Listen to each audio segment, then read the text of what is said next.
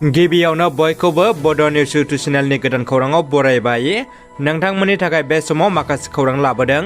भिडिअखौ जोबजासे नायलांनो दाबाव आरो चेनेलाव गोदानब्ला अन्नानै साबस्क्राइब खालामना बेल आइकनआ अलाव होनानै ला आरो भिडिअखौ लाइक कमेन्ट शेयार खालामनो गुरै खावलायबाय। दानिया फैदो दिनैनि खौराङाव।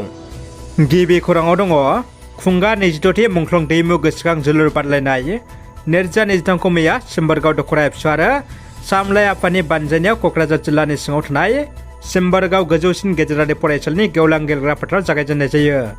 बे जोलुर बादायलायनाय हाबाफारियाव बेखेवगिरि गाहाय आलासि महरै बाहागो लायो मिरु एफसिनि गाहाय नेहाथारि कनिन्द्र बसुमतारी बिथाङा। हाबाफारियावनो बिथांजों लोगोसे बाहागो लाफायो मिरु एफसिनि गेलेमु नेहाथारि गणेश बसुमतारी, क'क्राझार जिल्ला एफसिनि मावथि बिबानगिरि बिथांमोन आरो ओनसोलनि साननो हनो गोरों मेलेमजिबि बिथांमोना बाहागो लायो। 72 बोसोरनि उनावबो हा पाट्टा मोननो हायाखै उत्तर रुनिकाटानि थागिबि रायजो राजाफ्रा। गोलाव समनि सिगां हानि मेप खालामनायनि जाउनाव जानगाराव थानांदों हानि मोनथायनिफ्राय।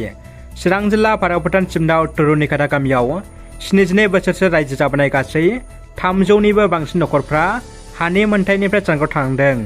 बेखौ बिथा खालामनानै दिनै चिरां जिल्ला उत्तर रुनिकाटा गामिनि थागिबि एबा गामिनि गागिफ्रा खौरां बिजोंनि गेजेरजों गावसोरनि गोलाव समनिफ्रायनो हानि जेंनायाव मोगा मोगि जाबोनांनायनि सायाव गुवारै बुंथियो आरो गोथौ दुखु मोननायखौ फोरमायो। लोगोसे आथिखालनि बिटिआर सोरखारा बिटिआरनि सिङाव थानाय गुबुन गुबुन जिल्लानि दाब दाब जायगाफ्राव हानि मोनथाय एबा हानि पाट्टा रानना होनायखौ नुनो मोन्दों। थिग बेबायदिनो गोलाव समनिफ्रायनो हानि जेंनाजों मोगा मोगि जाबोनांनाय उत्तर रुनिकाटा गामिनि थागिबि गागि एबा रायजो राजाफ्रा हानि फोरमानलाइ एबा मोनथायखौ सोरखारनि बिथिंनिफ्राय माबा मोनसे राहा खालामना होनो थाखाय बिटिआर खुंथाय सोरखारनिसिम गुरै खावलायहरदों। जोबोद गोजोनथाव खौरां। 6 थाखोआव फरायनाय बिशाल बर'आ गवायाव जानाय स्टेट लेभेल जोलुर बादायलायनायाव देरहाबोनानै मेडेल आरो ट्रफी आवग्रिनो हादों।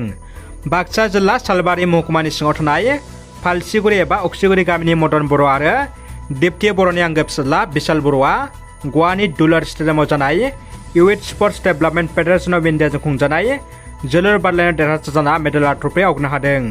मख'नो गोनांनि बिशाल बर'नि देरहासार हानायखौ फालसिगुरि गामिनि रायजो राजाफ्रा गोजोननाय फोरमायदों आरो बरायदों। रां घुस लानायनि दायाव सासे इन्जिनियारखौ खादों। गरेस्वराव सिएम भिजिलेन्स हान्जाया दै जगायथाय बिफाननि लोगो इन्जिनियार मृदुल देउरिखौ रां लानायनि अजदजों हमदों। 20,000 रां लाबाय थानाय समावनो लोगो इन्जिनियारखौ हमो। दै जगायथाय बिफाननि सुक्लाय सेरफां गरेस्वर डिभिजननि मावफुं इन्जिनियारनि मावख'आव मृदुल देउरिया खामानि मावोमोन। दिल्लीनि सासे सिनाय मोनै लाइमोना टंलानि सासे बर' फरायसुलिखौ लाना खारदों। उदालगुरि जिल्लानि टंला थानानि सिङाव थानाय पश्चिम नलबारि गामिनि थागिबि फकि बर'नि अनजालि फिसाजो 17 बोसोरखौ दिल्लीनि सासे लाइमोना लाना खारदों।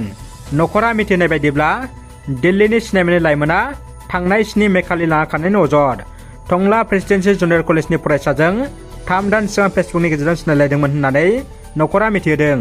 हिन्जावसानो साख्रि आरो रां रुफानि लब दिन्थिनानै लाना थांनायनि गोख्रों अजद। दायो नखरा फिसाजो गोमानायनि सायाव पुलिस थानायाव एफआइआर होबाय होनना मिथिनो मोन्दों। दानिया फैदो जोबथा खौराङाव। मैदेरनि गाग्लोबनायजों जिउ गोमानांनाय रन' बसुमतारी नखरनो बिटिआर सोरखारनिफ्राय 1 लाख रांनि चेक गथायना होदों।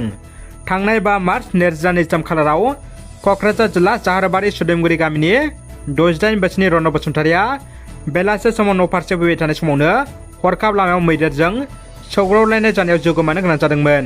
बे जाथायखौ बिथा खालामनानै मैदेरनि गाग्लोबनायजों जिउ गोमानाय रुंसारि रन' बसुमतारी अनजालि बिजि तेनजिब बसुमतारीनि आखायाव मैया 10 मे खालाराव बिटिसि सेफगार्ड फान्डनिफ्राय 1 लाख रांनि चेकखौ अनसुंथाइ महरै बिथांनि न'खर थांनानै गथायनानै होनाय जायो।